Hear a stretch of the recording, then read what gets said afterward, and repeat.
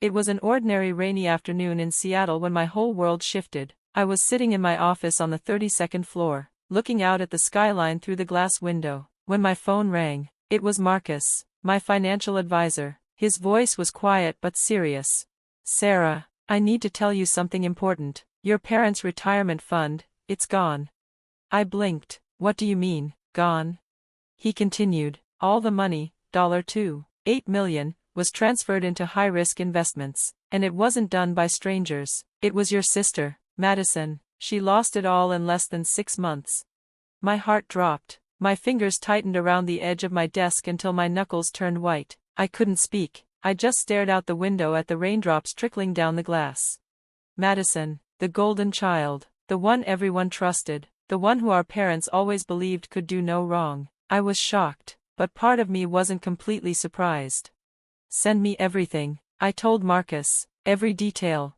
As I waited for the documents, memories flooded back, family dinners, tense conversations, and the feeling of always being second best. 15 years ago, when I chose to study engineering instead of finance like Madison, my parents were disappointed. They wanted me to join my dad's investment firm, but I had other dreams. I wanted to build something of my own, so I started a small tech company from scratch. I still remembered Madison's words at the dinner table years ago. "Engineering is for people who can't handle real business," she had said, laughing. My parents laughed with her. "While you're playing with computers, I'll be managing million-dollar portfolios." And now, she had managed those portfolios, our parents' life savings, and lost everything. My phone buzzed again. It was Marcus. He had sent over the reports. I read through them with growing disbelief. Madison had told our parents she could double their money by investing in some new cryptocurrency scheme. They believed her, gave her full control of their retirement account, and watched as she invested everything into something that collapsed almost overnight. I looked at my own company's numbers. Advanced Dynamics, the company I built from nothing, was now worth more than $300 million. I could help my parents. I could cover their losses and give them a comfortable retirement, but would they even let me? I hesitated, then picked up the phone and called my mom. She answered on the 4th ring. "Sarah, this is unexpected," she said with a fake cheer in her voice. "I know about the retirement fund," I said quietly. There was a long pause. "That's none of your concern," she finally said. "Madison is handling it." I could barely believe what I was hearing. Handling it? She lost all of it. She made some risky choices, yes, but she's working on a solution. "And how did you find out about this anyway?" "Because I actually keep an eye on the markets," I said. "Mom, please let me help. I can fix this." "We don't need your help," she snapped. "Madison has always been the one with the gift for finance. You wouldn't understand." She didn't say the rest, but I could hear it in her tone. "Unlike you, I'd heard it in 1,000 ways over the years." "Mom, I have to go. Don't tell anyone about this. Madison said she just needs time." She hung up. I sat there in silence, thinking back to all the times they had favored Madison. When I got into MIT with a full scholarship, they didn't come to my ceremony because Madison had a small award event at her bank. When I launched my company, they called it a cute little startup. But Madison, they praised her for every tiny promotion, every bonus, every move she made. Now she had thrown away their future, and they still believed in her more than in me. Lisa, my assistant, walked in and paused when she saw my face. "Are you okay?" she asked gently. "You look upset." "My sister lost all of my parents' retirement money," I said. Lisa winced. "And let me guess, they still think she'll fix it?" I nodded. "Of course, she's Madison. She can never do anything wrong." "What are you going to do?" Lisa asked. I didn't answer right away. Instead, I opened a new tab on my screen and looked up the value of my parents' house, my childhood home. It was mortgage-free, worth about $1.2 million, but they hadn't paid property taxes in months. "They're going to lose the house," I said. "They can't afford the taxes now. Dad only works part-time. Their savings are gone." "So what now?" Lisa asked. "I'm going to buy it," I said, making the decision right then, through a shell company. They'll never know it's me. I'll pay the taxes. I'll let them live there peacefully for the rest of their lives. Lisa raised an eyebrow. "And Madison gets the credit?" I shrugged. "Maybe, probably, but I don't care anymore. At least they'll be safe." Just then, My phone buzzed again. A text from Madison. Stay out of this, little sister. I know you've been asking questions. This is family business, and you're barely family anymore. I read the message slowly, my stomach turning, but then I sat up straighter, my hands moving quickly across the keyboard as I emailed my lawyers. Madison could play the favorite daughter. But I was the one with real power now, the one who could actually help. Even if they never gave me credit. Even if they never said thank you. I was going to protect them anyway. Because sometimes, doing the right thing means letting go of needing to be right. The day before the auction, just as I was about to leave work, I got an unexpected surprise. My assistant, Lisa, called from the front desk. Sarah, your father is here. I froze. It had been years since he'd come to my office, maybe never, I couldn't even remember. I walked out to the reception area, and there he was.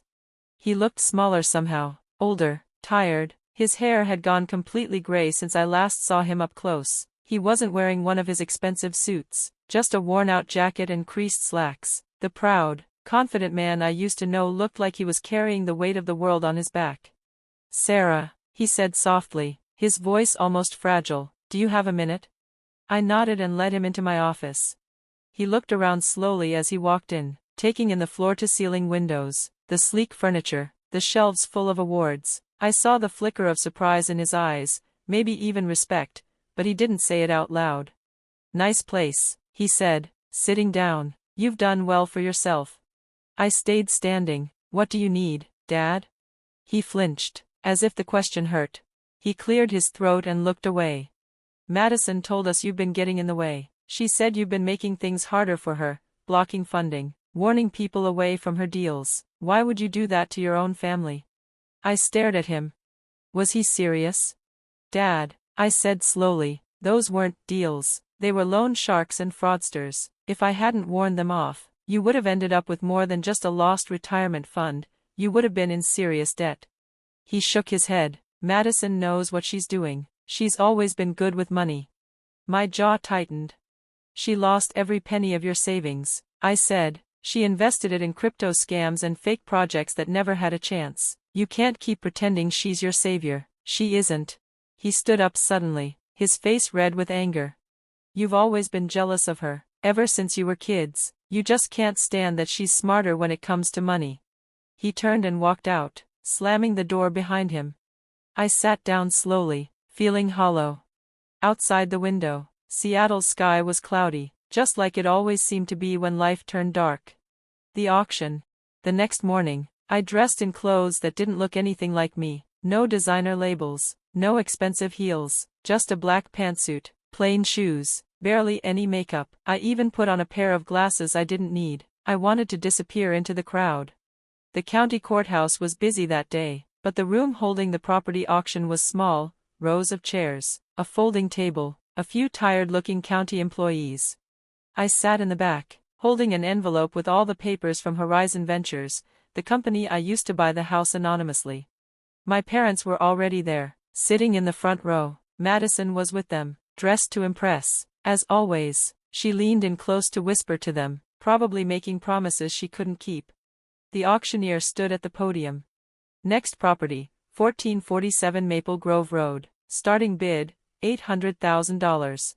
Several hands went up, developers mostly, ready to flip the house for profit. The numbers climbed. $850,000, $900,000, $950,000. Madison looked more and more nervous. I wondered what lie she had fed my parents to keep them calm. $2 million, one of the developers said. I saw my mother start to shake. My father put an arm around her, his jaw tight. $5 million, I said from the back, raising my hand. Heads turned. Nobody noticed me before. I didn't look like I belonged here, but I was ready. 6, another bidder said. 8, I replied, without hesitation. People started murmuring. 9, the developer countered. I stood up. 2 million. The room fell silent. Even the auctioneer blinked in surprise. 2 million going once, going twice. Wait, Madison shouted. She stood up suddenly. waving her phone. I have investors, they just need a few more minutes. But it was too late. Sold, the auctioneer said, slamming the gavel. To Horizon Ventures LLC. I walked up to sign the papers. No one recognized me. Madison was still arguing with the auctioneer. My mother was crying quietly. My father looked completely lost. They didn't know they'd just been saved by the daughter they ignored for so long. The confrontation. 1 week later, while I was reviewing reports in my office, Lisa burst in. "Your sister's here," she said, breathless. "And your parents, they're with her." Before I could react, Madison stormed in. She was furious, and in her hand was a stack of papers. "I knew it," she shouted, throwing them onto my desk. "I knew Horizon Ventures was you." I stayed seated, calm. "Hello to you too," I said. "Mom, Dad." My mother looked confused. My father looked angry. "What is your sister talking about?" my mother asked, her voice shaking. Madison stepped forward. "She bought the house. Sarah bought our house, just to rub it in our faces." I stood and slowly arranged the papers she had thrown. "And how exactly do you think you know that?" Madison's smile faded. "I followed the paper trail." "You couldn't have," I said simply. "It was hidden for a reason." "Don't lie," she snapped. I picked up the lease agreement from Horizon Ventures. "Is this the part where you accuse me of trying to make you homeless?" I asked, because what this document actually says is that you're being offered a lifetime lease, $100 a month, utilities covered, maintenance included. My father stepped forward. "So it's true, you bought the house." I looked at him evenly. "Would it have mattered if I told you earlier? You already believed I was out to hurt you." Madison was shaking with rage. "You just wanted to humiliate us. You've always hated me." I pointed to the screens on my desk. "Want to see what I found? All the accounts you drained, the emails you sent to scammers, the failed crypto deals." My parents stared at the evidence, silent and pale. "That's not what," Madison started, but even she knew it was useless now. "You lost everything," I said, "and you lied about it every step of the way." My mother's voice was barely a whisper. "Why didn't you just tell us you bought the house?" I smiled sadly. "Because you wouldn't have accepted my help. You never have. You always believed Madison was the smart one. I was just the kid who played with computers." "You built a company worth $300 million? My father asked quietly. "Yes," I said, "and not once did you ever ask how I did it." Madison tried one more time. "Well, you've got the money now. You can fix everything." "No." The room froze. "I bought the house to give you a place to live," I said, "but there are rules." I handed over a new contract. "Madison can't live there, she can't manage your money, and if she tries anything shady again, the lease is gone." Madison exploded. "You can't do this." "I already did." My father read the contract slowly, his hands trembling. My mother peeked over his shoulder. I could see their emotions shifting: fear, guilt, confusion. Finally, my father signed. Madison stormed out, slamming the door behind her. Aftermath. As they left, my father paused at the door. $300 million. I nodded. "And all this time, you never saw me," I finished for him. After they left, I sat at my desk. The sun was setting, casting long shadows across the room. Lisa brought in a cup of coffee and sat down beside me. "You okay?" she asked. I took a sip, breathing in the warmth. "You know what's strange?" I said. "I used to dream about this moment. I wanted them to finally see me, believe in me. And now? I don't need them to anymore." Lisa smiled. "That's called growing up." "Maybe," I said, "or maybe it's just learning to believe in yourself when no one else will." Epilogue. Months passed.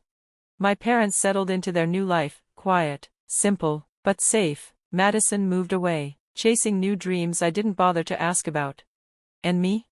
I kept building, new projects, new partnerships, new achievements. They may never say thank you. They may never admit I was right. But I know what I did. And sometimes, that's enough. Sometimes, the best revenge is proving them wrong. With kindness.